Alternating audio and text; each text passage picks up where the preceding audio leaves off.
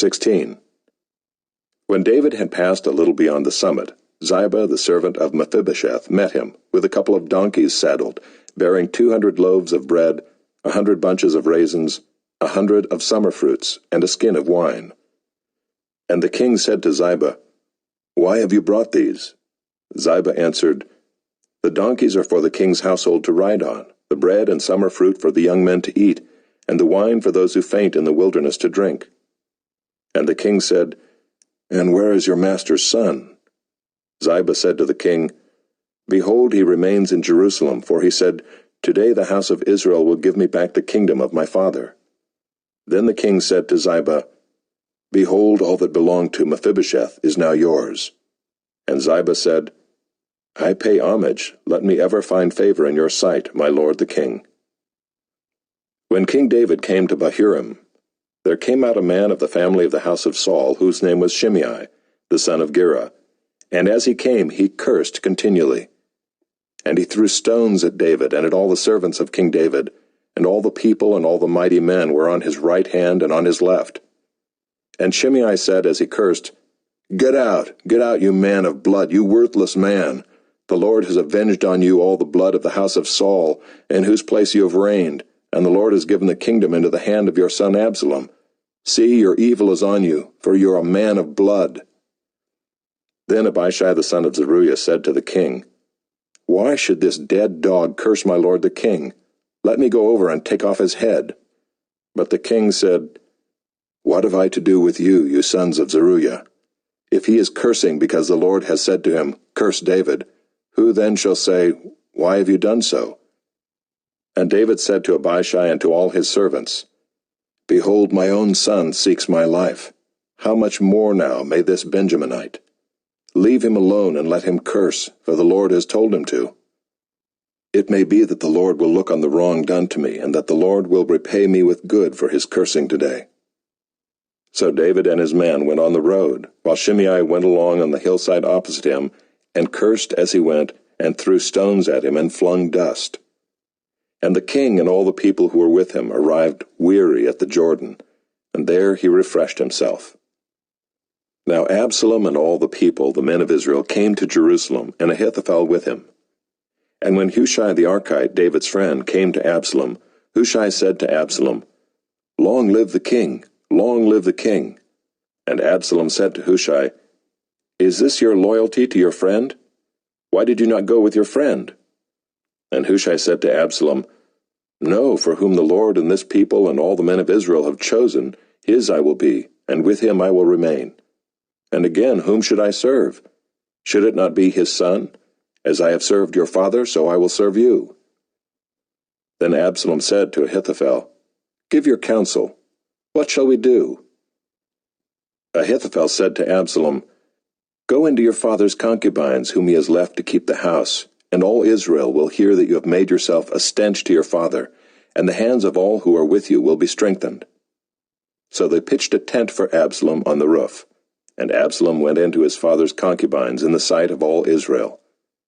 Now in those days the counsel that Ahithophel gave was as if one consulted the word of God. So was all the counsel of Ahithophel esteemed, both by David and by Absalom. Chapter 17. Moreover, Ahithophel said to Absalom, "Let me choose 12,000 men, and I will arise and pursue David tonight. I will come upon him while he is weary and discouraged, and throw him into a panic, and all the people who are with him will flee. I will strike down only the king, and I will bring all the people back to you as a bride comes home to her husband. You seek the life of only one man, and all the people will be at peace." And the advice seemed right in the eyes of Absalom and all the elders of Israel. Then Absalom said, "Call Hushai the Archite also, and let us hear what he has to say." And when Hushai came to Absalom, Absalom said to him, "Thus has Ahithophel spoken. Shall we do as he says? If not, you speak." Then Hushai said to Absalom, "This time the counsel that Ahithophel has given is not good." Hushai said, "You know that your father and his men are mighty men, and that they are enraged like a bear robbed of her cubs in the field. Besides, your father is expert in war. He will not spend the night with the people. Behold, even now he has hidden himself in one of the pits or in some other place. And as soon as some of the people fall at the first attack, whoever hears it will say, 'There has been a slaughter among the people who follow Absalom.' Then even the valiant men whose heart is like the heart of a lion will utterly melt with fear, for all Israel knows that your father is a mighty man, and that those who are with him are valiant men. But my counsel is that all Israel be gathered to you from Dan to Beersheba, as the sand by the sea for multitude, and that you go to battle in person. So we shall come upon him in some place where he is to be found, and we shall light upon him as the dew falls on the ground, and of him and all the men with him not one will be left.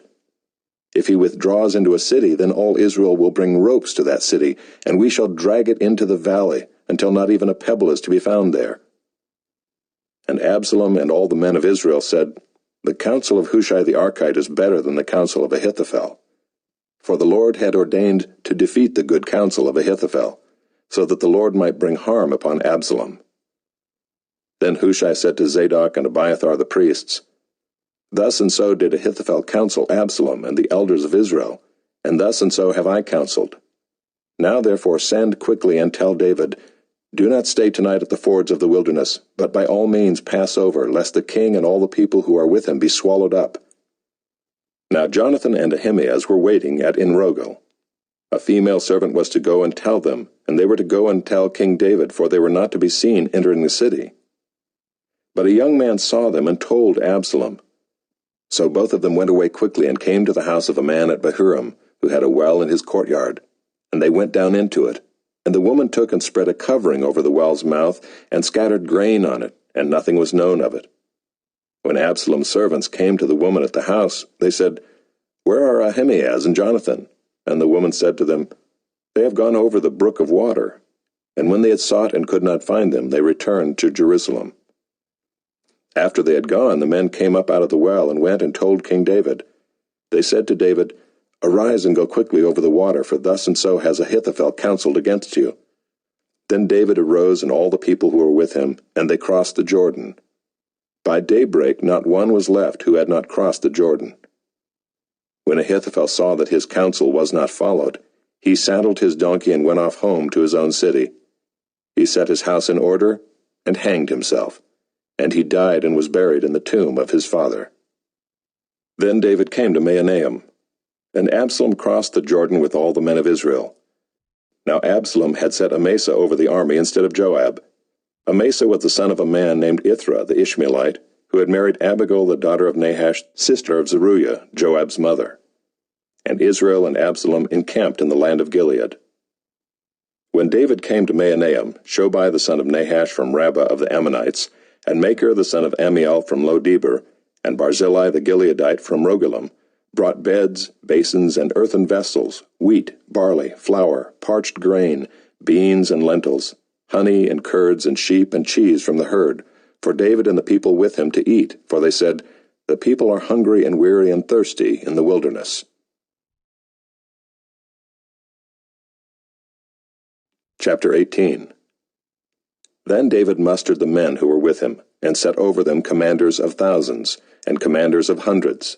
And David sent out the army 1/3 under the command of Joab, 1/3 under the command of Abishai the son of Zeruiah, Joab's brother, and 1/3 under the command of Ittai the Gittite.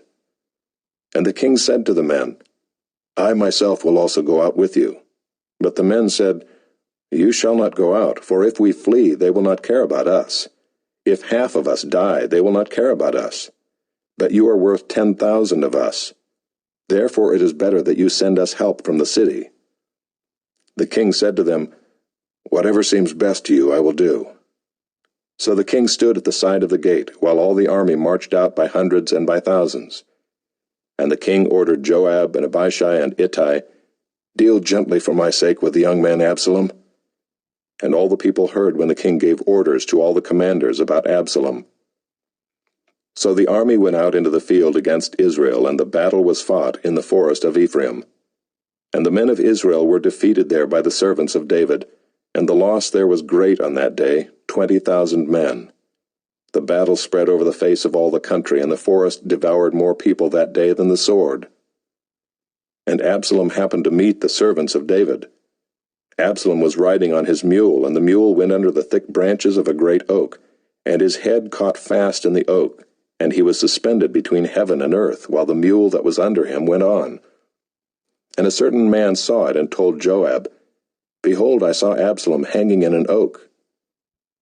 Joab said to the man who told him, What, you saw him? Why then did you not strike him there to the ground? I would have been glad to give you 10 pieces of silver and a belt.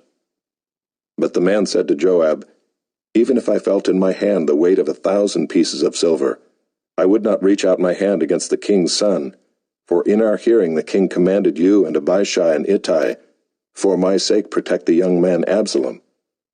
On the other hand, if I had dealt treacherously against his life, and there is nothing hidden from the king, then you yourself would have stood aloof. Joab said, I will not waste time like this with you. And he took 3 javelins in his hand, and thrust him into the heart of Absalom while he was still alive in the oak. And 10 young men, Joab's armor-bearers, surrounded Absalom and struck him and killed him. Then Joab blew the trumpet, and the troops came back from pursuing Israel, for Joab restrained them. And they took Absalom and threw him into a great pit in the forest, and raised over him a very great heap of stones. And all Israel fled, every one to his own home. Now Absalom in his lifetime had taken and set up for himself the pillar that is in the king's valley, for he said, I have no son to keep my name in remembrance. He called the pillar after his own name, and it is called Absalom's monument to this day. Then Ahimaaz the son of Zadok said, Let me run and carry news to the king that the Lord has delivered him from the hand of his enemies. And Joab said to him, You are not to carry news today. You may carry news another day, but today you shall carry no news, because the king's son is dead. Then Joab said to the Cushite, Go, tell the king what you have seen. The Cushite bowed before Joab and ran. Then Ahimaaz the son of Zadok said again to Joab, Come what may, let me also run after the Cushite. And Joab said, Why will you run, my son, seeing that you will have no reward for the news? Come what may, he said, I will run. So he said to him, Run. Then Ahimaaz ran by the way of the plain, and outran the Cushite. Now David was sitting between the 2 gates, and the watchman went up to the roof of the gate by the wall, and when he lifted up his eyes and looked, he saw a man running alone. The watchman called out and told the king, and the king said, If he is alone, there is news in his mouth. And he drew nearer and nearer. The watchman saw another man running, and the watchman called to the gate and said, See, another man running alone. The king said, He also brings news. The watchman said, I think the running of the first is like the running of Ahimaaz the son of Zadok. And the king said, He is a good man and comes with good news. Then Ahimaaz cried out to the king, All is well. And he bowed before the king with his face to the earth and said, Blessed be the Lord your God, who has delivered up the men who raised their hand against my lord the king. And the king said, Is it well with the young man Absalom? Ahimaaz answered, When Joab sent the king's servant, your servant, I saw a great commotion, but I do not know what it was. And the king said, Turn aside and stand here. So he turned aside and stood still.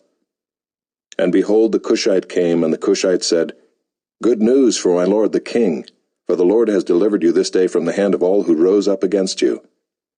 The king said to the Cushite, Is it well with the young man Absalom? And the Cushite answered, May the enemies of my lord the king and all who rise up against you for evil be like that young man. And the king was deeply moved, and went up to the chamber over the gate, and wept. And as he went, he said, O my son Absalom, my son Absalom, would I had died instead of you, O Absalom, my son, my son.